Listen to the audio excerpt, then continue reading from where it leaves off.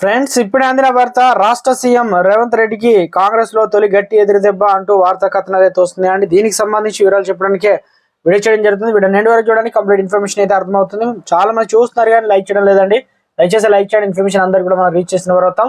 చూస్తున్నారు కానీ సబ్స్క్రైబ్ చేసుకుని మర్చిపోతున్నారు. దయచేసి ఛానల్ సబ్స్క్రైబ్ చేసుకుని bell icon all notification on చేసుకుని ఇట్లాంటి లోక్సభలో మంచి మెజారిటీ సాధించాలని కాంగ్రెస్ పార్టీ నానా తంటాలు పడుతుంది. అందుకే నేను అనేక బహిరంగ సభలు సమావేశాల్లో సీఎం రేవంత్ రెడ్డి కాంగ్రెస్ పార్టీ నేతలు తరచుగా మాట్లాడుతూ ఎన్నికల కోడ్ కారణంగా కొన్ని పథకాలు అమల్లో జాప్యం ఏర్పడిందని, ఎన్నికల పూర్తవగానే మిగతా కార్యక్రమాలు లబ్ధిదారులకు అందాల్సిన ఫలాలు అందేలా చేస్తామంటూ, ఇక మరోవైపు బీఆర్ఎస్ నుంచి వలసలు మాత్రమే ఆగడం లేదు. నిన్న కేసీఆర్ తెలంగాణ భవన్లో కాంగ్రెస్ నుంచి 20 మంది ఎమ్మెల్యేలు బీఆర్ఎస్ లోకి రావడం సిద్ధంగా ఉన్నారని ఈ వ్యాఖ్యలు పొలిటికల్ సర్కిల్లో కొత్త చర్చకు దారితీసింది.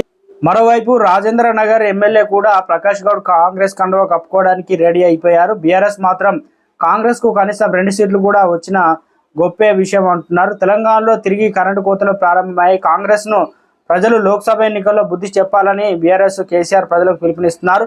ఈ నేపథ్యంలో సీఎం రేవంత్ రెడ్డి కూడా దీనికి గట్టిగానే కౌంటర్ ఇస్తున్నారు. తమ పార్టీ నుంచి నక్కల్లాగా ఎమ్మెల్యేలు ఎగరేసుకొని పోతే చూస్తూ ఊరుకోమన్నారు. ఈ క్రమంలో సీఎం రేవంత్ రెడ్డి మహబూబాద్ లో ఎంపీ అభ్యర్థి బలరాం నామినేషన్ కార్యక్రమంలో పాల్గొన్నారు. అక్కడ స్థానికంగా సీఎం రాక సందర్భంగా బహిరంగ సమావేశం ఏర్పాటు చేశారు. కానీ సీఎం వచ్చాక కూడా హాల్లోని కుర్చీలు ఖాళీగా కనిపించాయి.